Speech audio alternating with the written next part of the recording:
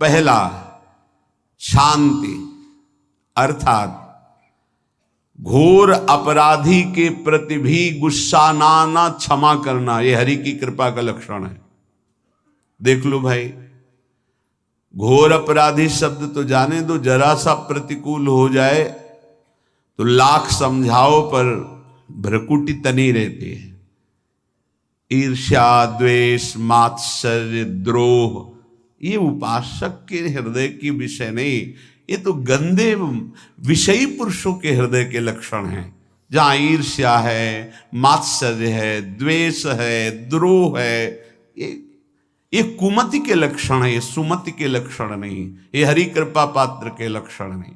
आपसे जो अपराध कर रहा है, द्रोह कर रहा है, आपका क्षमा बल ये हरि प्रसाद से होता है।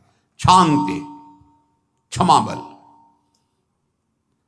शांति, सह गया, क्या करूं, सहना ही पड़ेगा क्योंकि भगवत मार्ग में वो ऐसा नहीं होता। शांति, बुरा ही नहीं लगा, हरि कृपा पात्र को बुरा ही नहीं लगा। उमा संत के यही बड़ाई, मंद करत जो करे भलाई, ये सीधा शांति की व्याख्या है। अपने यहां मंगल गान में करत जे अनसहन निंदक तिनहु पे अनुग्रह कियो, यह है हरि कृपा, यह है आचार्य कृपा, गुरु कृपा। अपराधी पर भी क्षमा का भाव होना, भला ऐसा है, अपराधी पर भी क्षमा का भाव होना, ये हरि कृपा पात्र में ही होगा, अन्य में नहीं। तो अगर अपने हृदय में ऐसा लगे कि ऐसा नहीं है तो हरिजू से प्रार्थना करनी चाहिए कि कृपा करो, मेरे में सामर्थ्य आवे। दूसरा, अनुसूया, वो किसी भी के प्रति कभी भी कोई दोष दर्शन ही नहीं करेगा। दोष कथन, दोष श्रवण की तो बात जाने दो। अनुसूया, दूसरों के गुणों में दोष ढूंढना ये नहीं होता, हरि कृपा पात्र में ये नहीं था। ये सब भजन के नाश करने वाले, जैसे पहला अपराधी पर क्रोध कर देना, तो माया ने भेजा इसीलिए था कि तुम्हारे साथ व्यवहार ऐसा करे कि तुम क्रोध करो, क्रोध करोगे तुम्हारी ऊर्जा शक्ति नष्ट हो जाएगी, अध्यात्म में जो चलने की थी, और कहीं तुमने संकल्प कर लिया तो भजन शक्ति नष्ट हो जाएगी। तो अगर भजन बल है तो गया, जरूर उसको दंड मिलेगा, पक्का मिलेगा, 100% मिलेगा, लेकिन आप खाली हो गए, ना भजन करने की वृत्ति रहेगी और ना भजन रहेगा, दोनों बात। अनुसूया, किसी के सद्गुणों में दोष देखना, गुणों में दोष ढूंढना, यह हरि कृपा पात्र में नहीं होता। ये बहुत मंगलमयी बातें हैं जिससे हमारा भजन मार्ग पुष्ट होता है। तीसरा, वो बाहर से और भीतर से पवित्र रहता है, हरि कृपा पात्र।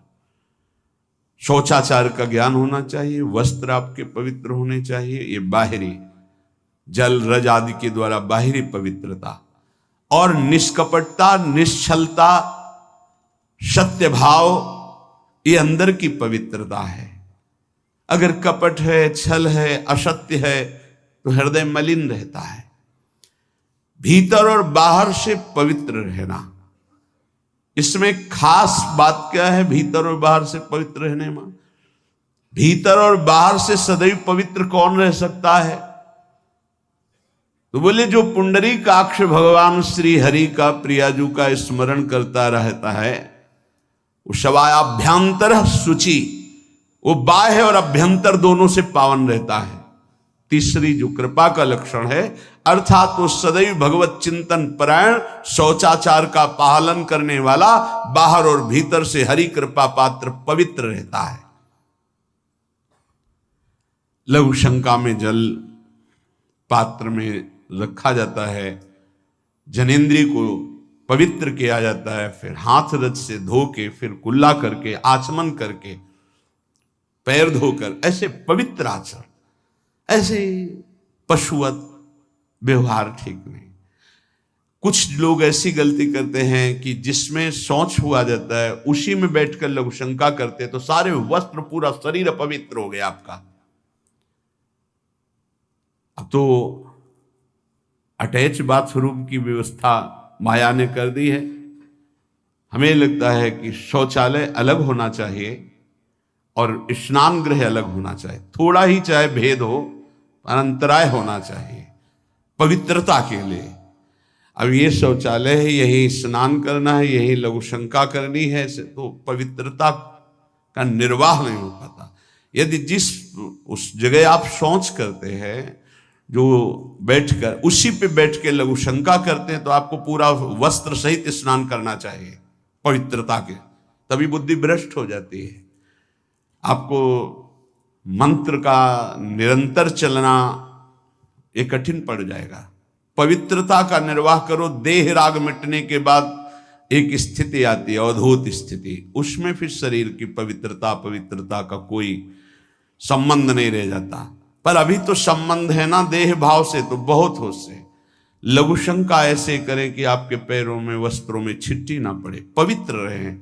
हर समय हमें पवित्र मंत्र जपना है, नाम जपना है, श्री की सेवा में रहना है। बहुत जल्दीबाजी खड़े खड़े लघु शंका की, छिट्टियां पड़ रही, बस ऐसे चल दिए, वो पशुवत आचरण भगवत मार्ग में नहीं चल पाओगे। वो अंदर तुम्हारे व्याकुलता पैदा करता रहेगा, भोगों की, संसार की। शौचाचार का बहुत बड़ा फल है, शरीर राग छूट जाएगा। ये बात समझ लो, शरीर राग छूट जाएगा। शरीर संबंधी पवित्रता शरीर राग छुड़ा देती है, आंतरिक रहस्य है ये। चौथा, ऐसे कार्यों का अनुष्ठान न करें जिनमें हमारा भजन छूटता है, जिनमें सत्य छूटता है, जिनमें भगवत भाव छूटता है। जैसे आपके ऊपर कृपा हुई, आप भगवत मार्ग में चल रहे हैं, अब आप ऐसे संसारिक कार्यों का अनुष्ठान कर रहे हैं जिनमें आपकी चित्तवृत्ति बिल्कुल भगवत विमुख हो रही, तो जीवन का लाभ क्या होगा? लाभ तो है भगवत स्मरण सहित। इसी की मानो टीका है, छठदम शील बिरत बहु कर्मा, निरत निरंतर सज्जन धर्मा। शीलवान और ऐसे कर्मों से विरत जिनसे भगवत विस्मरण होता है, जो सज्जन पुरुषों के द्वारा धर्मानुष्ठान होते हुए उन्हीं का अनुष्ठान, ऐसे कर्मों में ना जाए जिससे भगवत विस्मरण होता है। जैसे कल एक ने प्रश्न किया कि मैं खाता तो नहीं हूं लेकिन मांस की दुकान में मांस बेचता हूं, होटल आदमी, क्या उचित है? ये उचित कैसे हो सकता है?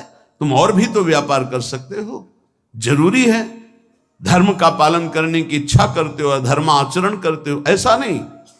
तो विरत बहुकर्मा, उन कर्मों से हमें विरत रहना है जो हमारे धर्म के विरुद्ध है, जो भजन के विरुद्ध है। हरि कृपा पात्र ऐसे कर्मों का अनुष्ठान कर ही नहीं सकता। और शारीरिक श्रम इतना जिससे हमारा भजन का तार ना टूटे।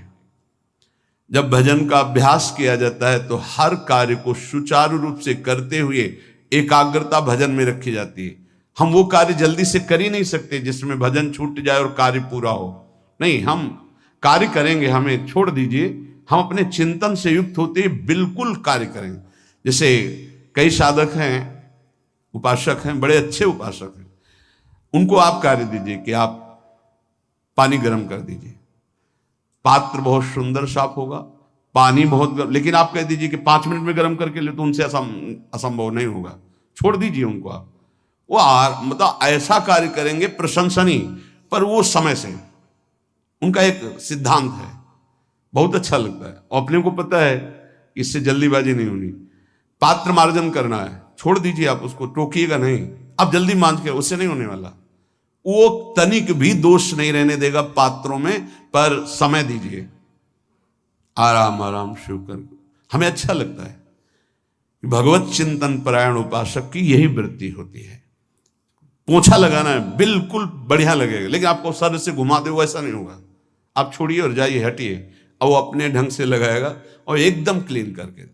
यही उपासक का लक्षण होता है। जो कार्य करेगा सांगोपांग करेगा, पर वो बहुत मस्ती से होगा, क्योंकि उसका भगवत चिंतन चल रहा है। अधिक ऐसे जिससे हमारा चिंतन छूट जाए, थोड़ा संयम में आना चाहिए। ये भगवत कृपा पात्र का लक्षण है। अपने भजन का फल देखना भगवत कृपा पात्र के, सबको प्रदान कर देना। हिम्मत है। अपने भजन, इतनी मेहनत से किया हुआ भजन, भजन होने के बाद हे प्रभु इस भजन का फल हो, सर्वे भवन्तु सुखिना सर्वे सन्तु निरामयः। यहां तो कहते महाराज एक माला रोज आपके लिए करता हूं कि आपकी बीमारी ठीक रहे, तो शेष किसके लिए करते हो प्रभु? शेष क्या? अगर इष्ट और गुरु के लिए तुम्हारा है कि एक माला करते तो फिर इतनी माला करते तो हमें क्या होगा? सब आपको दे देंगे तो हमें क्या होगा? तभी भजन का रहस्य नहीं जाना। सबके मंगल के लिए अपने भजन को समर्पित कर देना। देखो भाई भजनानंदी, भजन में अरुचि होने लगेगी? नहीं होने लगेगी। सुबह से शाम तक पसीना चुआए हम और भजन का फल दे दे सबको, तो इसका रहस्य बताते हैं। सबको जे भी कहा सर्वे भवन्तु सुखिना, तो सर्वत्र विराजमान भगवान वही पलटकर अनंत रूपों में आपके ऊपर बरस पड़ेंगे। ये आंतरिक रहस्य है।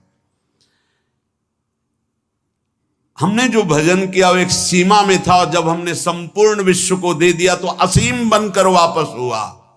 ये भाव न समझ में, अगर ये भाव न कहे तो एकदम लगे हम अपना भजन क्यों दे दें सबको।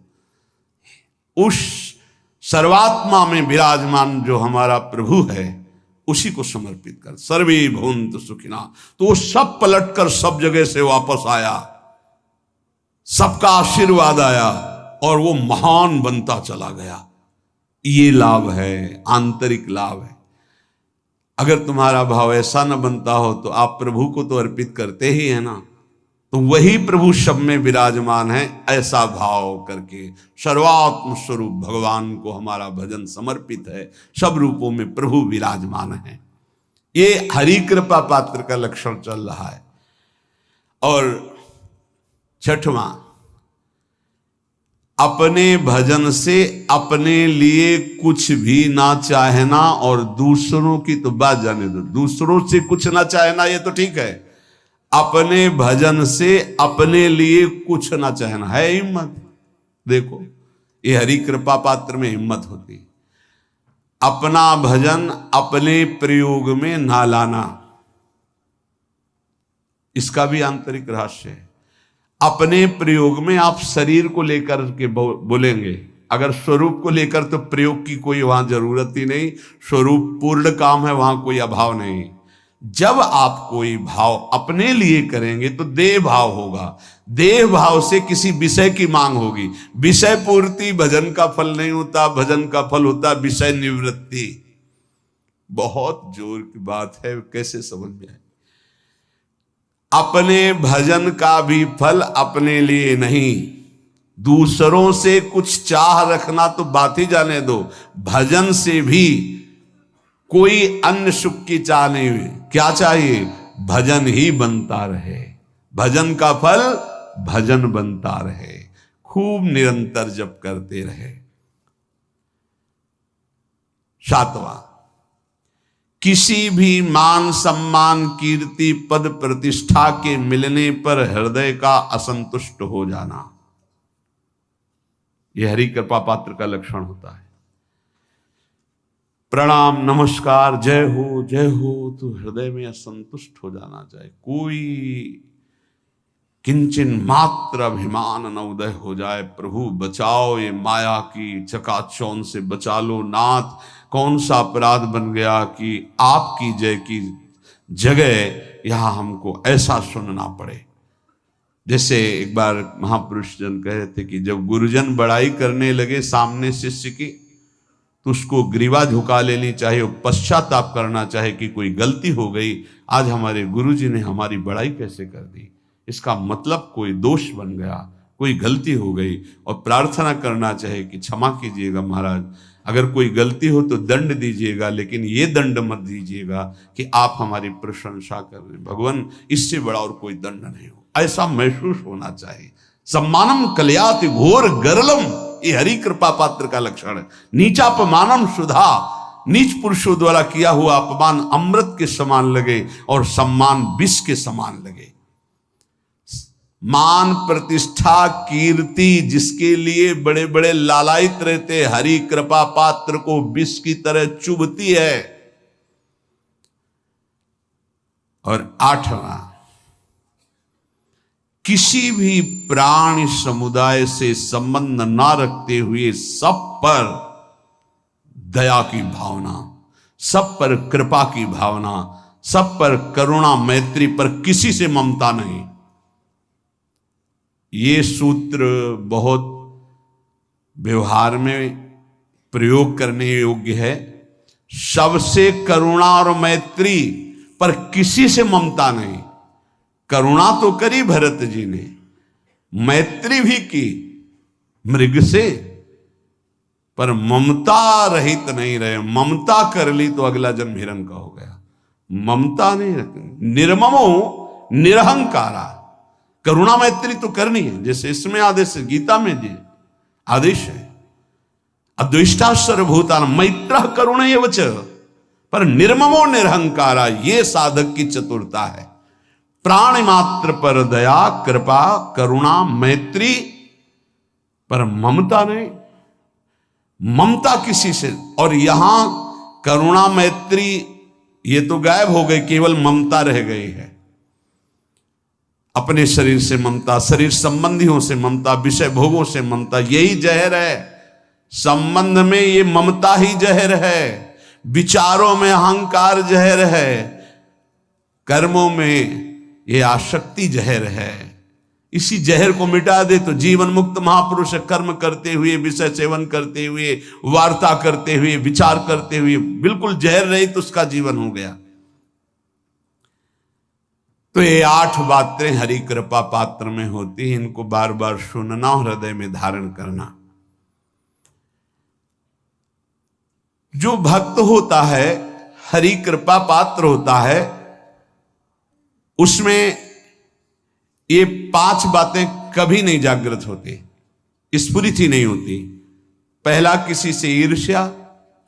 दूसरा, किसी से घृणा। तीसरा, किसी से भयभीत हो जाना। चौथा, भजन सेवन नृत्य गायन आदि में लज्जा लगना। 5वां, किसी की निंदा करना। ये नहीं होती। अब जो आगे वर्णन कर रहे हैं उसमें महापुरुषों की पहचान है। सिद्ध महापुरुष 3 प्रकार के होते हैं। एक होते हैं आचार्य कोटि के, सात्विक विचार वाले। एक होते हैं भ्रष्ट आचरण वाले। एक होते पिशाचाचरण वाले। और तीनों सिद्ध हैं। बहुत बड़े महापुरुष पूज्यपाद उड़िया बाबा जी हैं, वही रहस्य का प्रकाश कर सकते थे, अन्यथा बिना ब्रह्मबोध महापुरुष के ऐसा नहीं। तीनों सिद्ध हैं, तीनों भगवत प्राप्त है। सात्विक आचार वाले, जो आचार्य कोटि के होते हैं, एक एक अक्षर शास्त्र मर्यादा के अनुसार चलने वाले, जैसा शास्त्र कहता वैसा उनके आचरण में दिखाई देगा, और वो उससे सिद्ध भगवत प्राप्त महापुरुष हैं। पर उनके आचरण तस्मात् शास्त्रम प्रमाणम थे। दूसरे भ्रष्टाचार, ऐसों को पहचान पाना बहुत कठिन होगा। भेष मलिन, आचरण मलिन। जैसे आप में कोई पुराना हो तो शायद जान पाएगा, भगवान दास नाम के एक संत इसी चौराहे पे रहते थे। ये जो चौराहा है, कभी नंगे पड़े रहते थे, कभी वो पा रहे उनके साथ कुत्ता पा रहा है, कभी नाली का पानी पी रहे हैं, और भगवत प्राप्त महापुरुष थे। इसकी पहचान स्वयं की। कोई चाय रखने गया, उठा के ईंट मार दी, गाली दे दी, दौड़ पड़े, पकड़ पाए तो 10-5 घूंसे थप्पड़ मार दिए। ऐसा उनका व्यवहार था, भ्रष्टाचार। हलवा कोई रख गया, खिचड़ी रख गया, कुत्ता खा रहा है, उसी के साथ वो खा रहे हैं। कभी गमछा लपेटे, कभी नंगे, सीधे प्रकृति का वार शरीर से सहते थे, बस चौराहे पे ही रहते थे।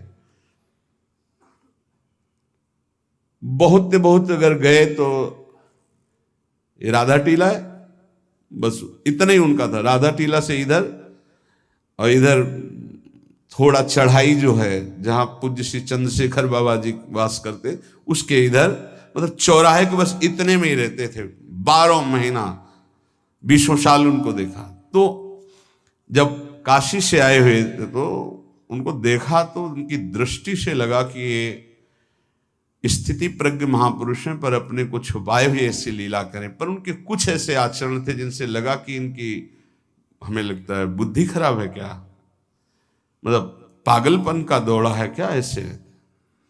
राधा रमन जी दर्शन करने गए तो जो पुंडरीक जी हैं इनके बाबा, वो उस समय थे, उनके पुत्र जो पुंडरीक जी के पिताजी, वो उनके सहयोग में, तो करुणा कृपा हुई उनकी, उन्होंने देखा। वो तो बाद में परिचय जाना उनका, हमें पता नहीं, तो बाद में परिचय। वो पीत वस्त्र धारण किए हुए वयोवृद्ध एकदम डलिया लाए, राधा रमन जी को निकाल करके अपने को प्रसाद मिला। तो सीधे राधा रमन जी की कृपा का अवलोकन करते हैं और परिक्रमा लगाना। एकदम संकल्प बना, कमंडल में 2 कुलिया रखी, ढक्कन से ऐसे ढक के, और बस मन में आया कि अगर वो बाबा हमसे आते हैं, हमारे कमंडल से कुलिया, सत्य, परम सत्य, कुलिया लेते हैं और पाते हैं, फिर रख के चल देते, तो मैं मान जाऊंगा कि प्रभु ये आपके धाम के सिद्ध महापुरुष हैं, आए हुए थे हम काशी से ऐसे। क्योंकि काशी में ऐसी लीलाएं देखी थी बड़े अद्भुत कोटि के महापुरुषों को। आपसे सत्य कहते, वो पेड़ हट गया, रमण रेती में था, बीच रोड में था, चबूतरा बना था, वो ऐसे पड़े थे, वहां के हम बैठ गए, बिजली की तरह उठे, रफ्तार से आए, खड़े हो गए हम बिल्कुल, क्योंकि हमें पता था कि घूंसा और थप्पड़ इनका प्रसाद होता है। हम कहा उस समय, हम कहा अगर हाथ चलाएंगे तो पकड़ लेंगे ना, बिल्कुल पोजीशन में खड़े। तो बंगाली भाषा में कुछ बोले, वैसे गले में हाथ डाला, ढक्कन हटाया, कुलिया निकाली, पाया कुलिया वहीं रखा, ढक्कन रखा, गए और वहीं लेट गए। सत्य कहते एकदम रोम रोम खड़ा हो गया कि अरे भगवत प्राप्त महापुरुषों को जानना बड़ा कठिन है, कैसे आचरण, भ्रष्ट आचरण से रहते हैं,